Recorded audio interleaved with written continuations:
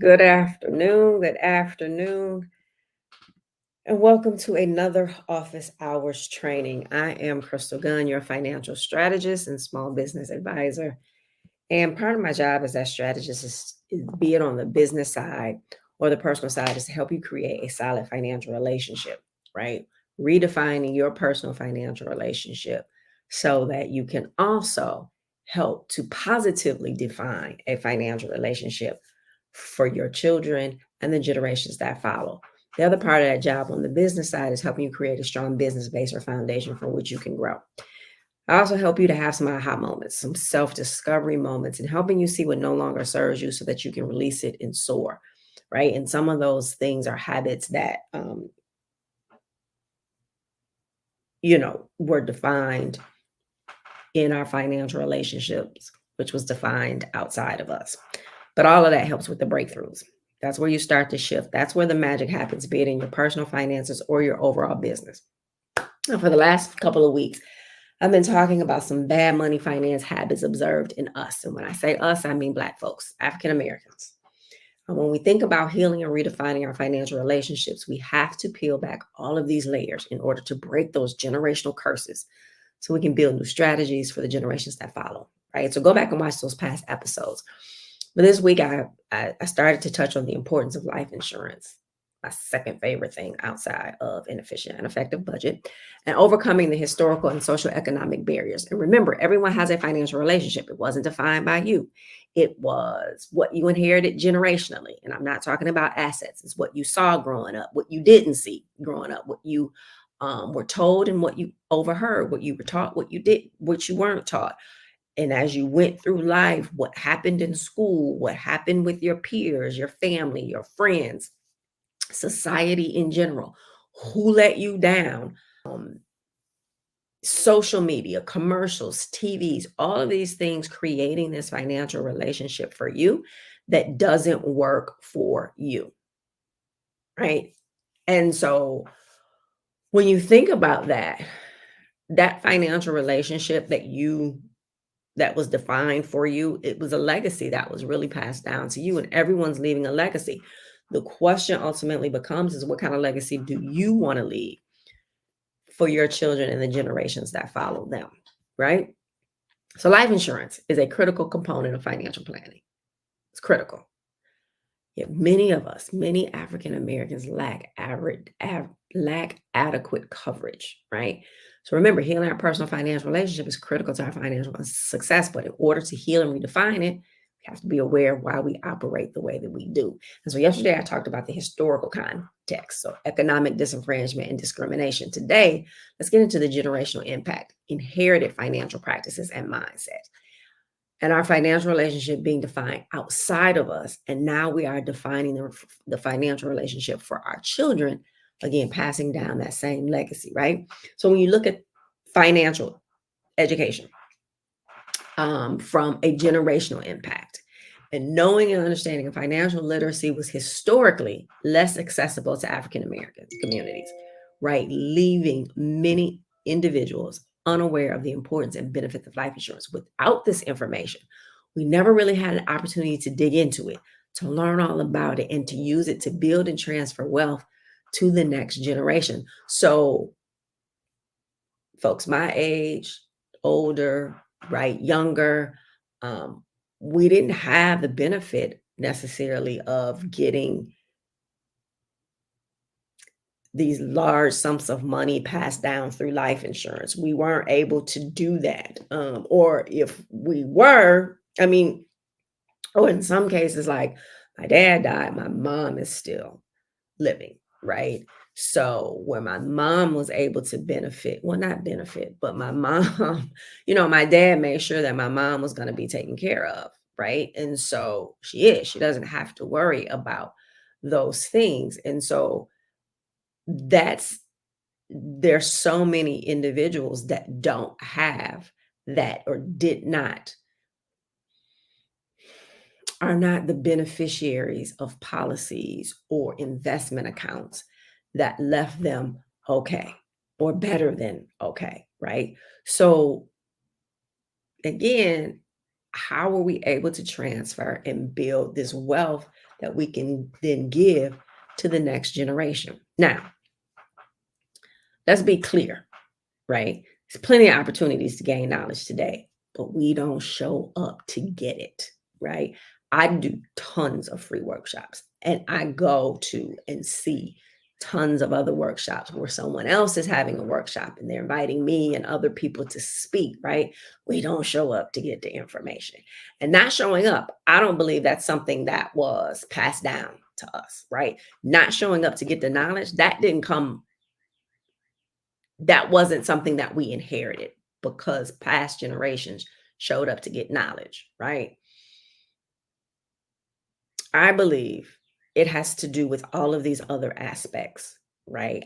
And I'm not sure when we decided we didn't want to get the type of knowledge that could empower us, that could, you know what I mean? Like, I don't know in which generation that stopped happening, but that conditioning, and it's been happening for years, right? For decades. Um, keeps us from seeking out the knowledge that's out there, um, that will help get us to the next level. I hear people say, and I'm glad they come to my workshops, and when they come, or even when I'm speaking at someone else's, it's not this stuffy, judgmental. I make it fun and easy for people to understand and keep the dialogue open. But almost in every workshop, someone is brave enough to say, me being here, I'm being very vulnerable. Talking about my finances aren't where they need to be. And I always have to go back and say, give yourself some grace, because most people's finances is not where they need to be or not as good. But here's the thing, it also says that, I don't know, I think we should be more embarrassed to not come out and get the information that could help change our financial situation than to be embarrassed just about our financial situation. I think there's a huge value that we need to start putting on going out to get financial information and talking about it. I applaud the people all the time that come to workshops, whether it's one I'm facilitating or just one I'm a speaker at, because I know for a lot of people it takes a lot for them to show up. I did this at a workshop earlier this month. I did this exercise. I created this financial meter, right? And green for great, yellow for caution, red for, oh, this needs immediate attention. And so we did the exercise together in the class.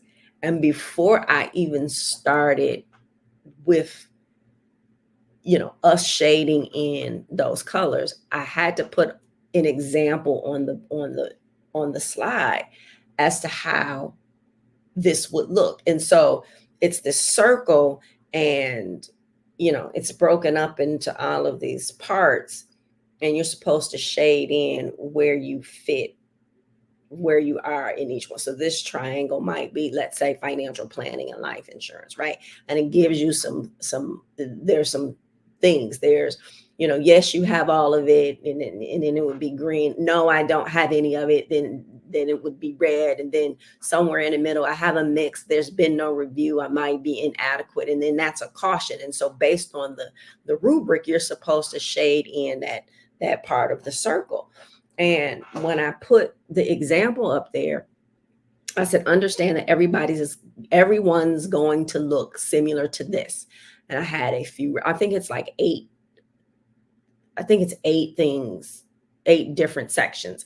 And so I had a couple, I had maybe one that was green, um, 3 or 4 that were red, and the rest yellow, or 2 that were green. And I said, before we do this, because again, we were doing this at a collective, people are sitting at the tables together. And I said, everyone's thing is going to look some variation of this, meaning everybody's going to have red and everybody's going to have yellow. And you're going to have more yellow and red than you're going to have green, because we don't have our financial houses in order. Do you get what I'm saying? We don't have them in order. So everyone's going to have more yellow and red than they have green. And I did that because I didn't want people going into this thing not telling the truth to themselves, because they didn't want the other people at the table or across the room to see this red on their paper. Do you get it?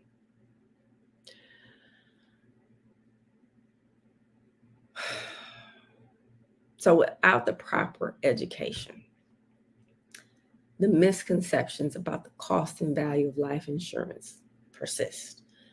The cost and value of it, right? Leading to no coverage or inadequate coverage. We still don't see the value in it and how it can ultimately change lives. And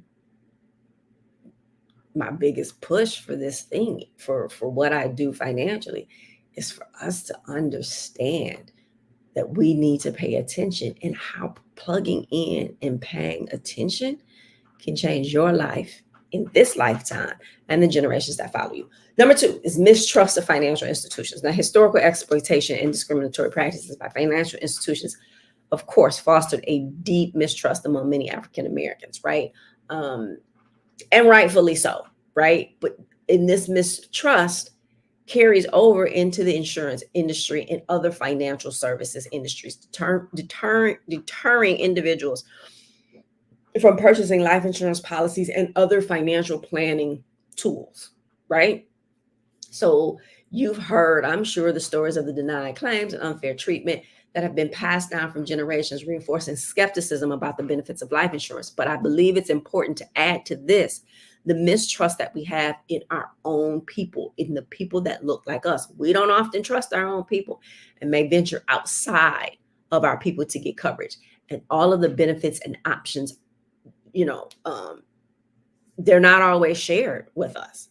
So gaining that knowledge is important. You have to show up again and again and again in workshops to get clear understanding. So when you go see someone to get insurance or for financial planning or to go get a will or a trust, you have enough knowledge to say, wait a minute, you're trying to tell me this, but I know that I need this. Or to question the things that they are saying. Well, what about this? You're trying to push me into this term policy. Why would you not talk to me about an IUL policy, right? But you got to have that knowledge, because if you don't, you expect the person that's sitting across from you to be able to give you and pour into you that knowledge. My brother has been a financial advisor, God, for 35 years now. And so he's been in that field, and Series 6 license, Series 7 license. So he has all of those things too. And even recently, like, he'll buy leads. And when he talks to some of his counterparts, his non-Black counterparts, they don't want the leads. Like, you can buy this group of leads, and they'll go in and they may buy these leads as, a group of them or whatever. Well, some of his counterparts that don't look like us don't want the leads in the communities or the cities that are predominantly us, because they don't see the value, and they know or believe that we don't see the value and we don't understand. So they don't even want those leads. So my brother will wind up getting those leads for pennies on the dollar because they don't even want them, right? So again, it tells you they don't see the value in you, because too often we don't know the value of it, right? And so my brother will go and will explain stuff to them and does really, really well when you talk about sales, right? And but they don't get it. So you're not always going to get what you need when you go to someone outside of us, but you're also not going to get what you need sometimes when you go to people that look like us, because all skin folk ain't kin folk, right? But when you have the knowledge, you can say, you know what, this person isn't giving me what I need. And you can go somewhere else because you have enough knowledge, because you showed up to the workshops to get that information so that you could make sure that your family is getting what it needs. So you've thought about what you need for your family and you can determine it. And you can determine if the agent that's sitting across from you is really just trying to give you the best solutions, or are they just trying to sell you a policy, right? And we as people are missing out on an industry that can help to stop that 2053 prediction of Blacks having zero wealth. We're missing out on the benefits of having life insurance, and we're missing out on the benefits of having a career in life insurance, right? So the year 2053 is 29 years away. Can't wait to 2050 to start working in and on our finances to change that 2053 prediction of Blacks having zero wealth. We got to start today. So we talk about breaking generational curses. And if the curse is going to stop with you, the new system of success must start with you. You have to get the tools in order to create those new systems, right? So what is my favorite thing for today? It's life insurance. Go figure. That was no brainer, right? Yeah, it's life insurance. And what are we going to do to get through this journey and get to where we need to be and to have what we need to have and all of those things, right? Well, complete the life insurance calculator to see how much coverage you should have, right? Because a lot more people in the African American community after COVID got life insurance policies, but we still are woefully inadequately insured, right? So complete the life insurance calculator to see how much coverage you should have. Schedule that free consultation with me. Let's discuss it, right? If you're around me or if you are follow me on social media, I do online and in-person workshops for free because we got to have this information. So schedule a free consultation with me. Let's discuss the options. Tap in and find one of the workshops that I do, if not one of mine, somewhere by somebody, and stop thinking that you can go to just one workshop. I don't care if it's the same workshop. My Get Your House in Order workshop, it's the same format, but I'm telling you, it's different things that are talked about because people have different questions. I'm going over the same general things, but things come up. Someone else has come back that was at a previous workshop and say, hey, I got this. Now what do I need to do? And we have an opportunity to talk about that thing. So, right, tap into those type of workshops and go over and over and over again. I always say when you go to get your law degree, you don't take one law class, right? You're going to more so that you can get that information. And a lot of times that information is overlapped in different classes. You got to show up for the knowledge. The knowledge is not coming to knock on your door. Fill in the gaps in the coverage that you get and get in the coverage that you have. Fill in the gaps. If you're inadequate, let's look at and get what you need. And let's talk about your life in its entirety to see where you need additional coverage, and then get your children insured. It's a great way to set them up for later in life so that they have some cash value growing in that insurance policy that they can come use for whatever they need, that they can borrow against, that they can, all of the things, but you're setting them up in a good way, in ways that you probably were not set up by your parents. And so this way, you'll hear people say, They started a business and they might be 40 or 50 or whatever. And they said, well, yeah, I was able to pull $100,000 from my life insurance policy. Tap in, get your children insured. It really is going to make a difference in their lives. And again, we think we have time, and we absolutely are out of time in trying to change our financial relationships and that 2053 prediction. We have to do better. We have to do better. So I'm always going to ask, if this information was helpful to you, please subscribe to the channel, share it with somebody else. Other people need to hear this information. We can't keep being the gatekeepers of information that will empower us. And I'll leave you with this. Remember to always give yourself some grace. Keep striving. Never give up on you. Always invest in you. And sometimes we have to stop looking at things as expenses. Life insurance is expensive. Well, so is not having it. So are those gym shoes that you bought, that purse that you bought, that other TV that you bought, right? So invest in you. It's an investment. Invest in you, invest in your family, invest in your children. I promise you, it is the best investment that you will ever make, and you will never regret it. Thank you so much for joining me today. Again, I'm Crystal L. Gunn, your financial strategist, licensed life insurance agent, and I will see you on the other side. Thank you for watching. I appreciate your time. Be sure to join me for the private online Q&A immediately following. The link is in the description. And if you haven't done so already, please be sure to subscribe to my channel and turn notifications on so you never miss this opportunity. Thank you again, and I will see you on the other side.